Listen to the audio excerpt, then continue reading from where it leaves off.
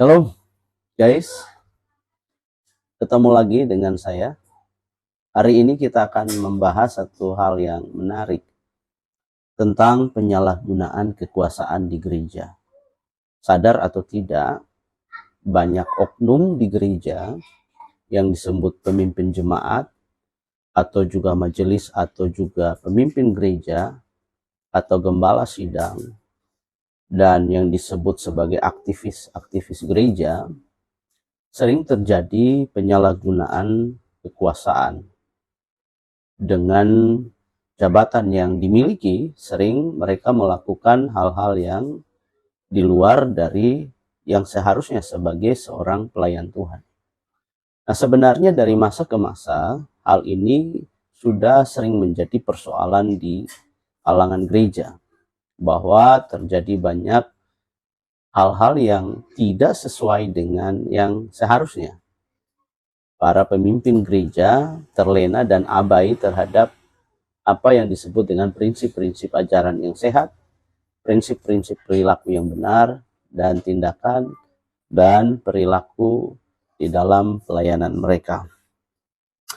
Penyalahgunaan ini banyak sekali akibatnya dan ada hal-hal yang terjadi.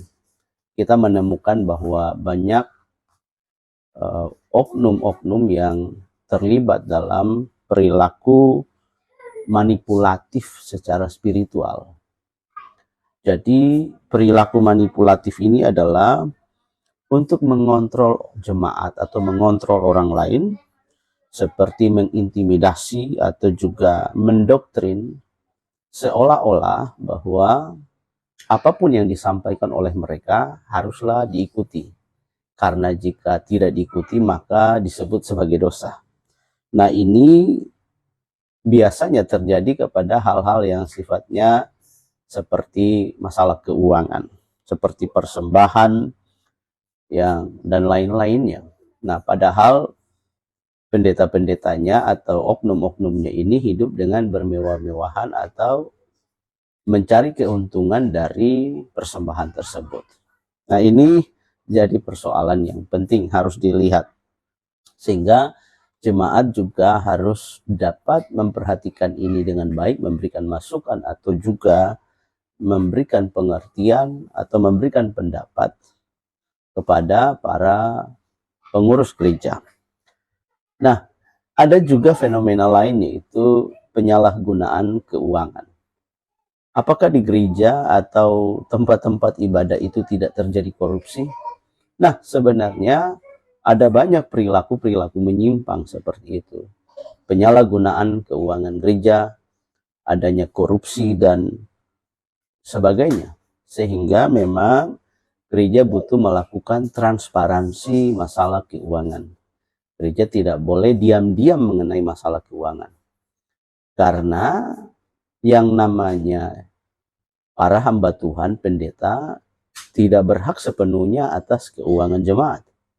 Uang yang disampaikan sebagai persembahan kepada Tuhan bukan berarti seenaknya dikelola oleh para oknum pendeta atau gembala yang mengambil uang itu dengan alasan-alasan rohani, kemudian berdasarkan alasan ini lalu menggunakan uang itu seperti apa yang mereka mau. Nah, ada juga hal lain, yaitu oknum-oknum yang berlaku otoriter, ya.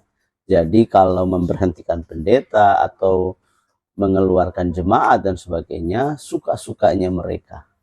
Mereka merasa bahwa gereja itu adalah milik mereka, sehingga mereka berbuat apa saja yang mereka mau. Nah, ini tindakan-tindakan yang sebenarnya tidak pantas dilakukan atau bersifat otoriter begini.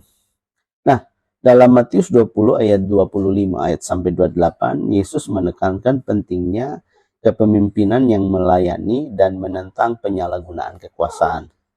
Tetapi Yesus memanggil mereka lalu berkata, "Kamu tahu bahwa pemerintah bangsa-bangsa memerintah rakyatnya dengan tangan besi, dan pembesar-pembesar menjalankan kuasa dengan keras atas mereka. Tetap tidaklah demikian di antara kamu. Barang siapa ingin menjadi besar, ia harus di antara kamu hendaklah ia menjadi pelayan. Barang siapa ingin menjadi terkemuka di antara kamu, hendaklah ia menjadi hambamu, dan seterusnya. Kemudian 1 Petrus pasal 5 ayat 2 sampai yang ketiga, Petrus juga memberikan nasihat kepada para penatua untuk mengembalakan jemaat dengan sukarela dan tidak memerintah dengan paksa. Nah, kemudian dalam Yakobus pasal 3 ayat 1, peringatan bahwa para pemimpin akan dihakimi berat menunjukkan pentingnya tanggung jawab moral dan spiritual. Saudara-saudara, jangan banyak orang di antara kamu mau menjadi guru, sebab kita tahu bahwa sebagai guru kita akan dihakimi menurut ukuran yang lebih berat. Nah, berbagai persoalan yang dihadapi oleh gereja. Nah, berikutnya salah satu hal yang menjadi pergumulan gereja adalah juga bahwa banyaklah perilaku-perilaku yang menyimpang seperti pelecehan seksual dan kekerasan. Nah, ini menjadi salah satu yang cukup jadi perhatian karena banyak kasus yang terjadi di kalangan gereja karena mungkin otoritas dan kekuasaan, mungkin karena jabatan dan kepemimpinan, sehingga menggunakan hal-hal ini untuk melakukan tindakan-tindakan yang sifatnya pelecehan seksual atau perilaku-perilaku seks yang menyimpang. Baru-baru ada kasus yang cukup mencuat tentang salah satu pemimpin gereja yang kemudian bersama dengan istri orang. Nah, ini kemudian ada juga pendeta-pendeta yang kemudian sudah punya istri tapi menikah lagi, dan sebagainya dan sebagainya. Ini persoalan yang dihadapi oleh gereja. Nah, karena itu gereja memang harus menunjukkan contoh dan teladan. Para hamba-hamba Tuhan harus berhati-hati dalam melakukan tugas dan pelayanan. Tidak boleh terlibat dalam perilaku-perilaku yang menyimpang karena memang banyak kasusnya.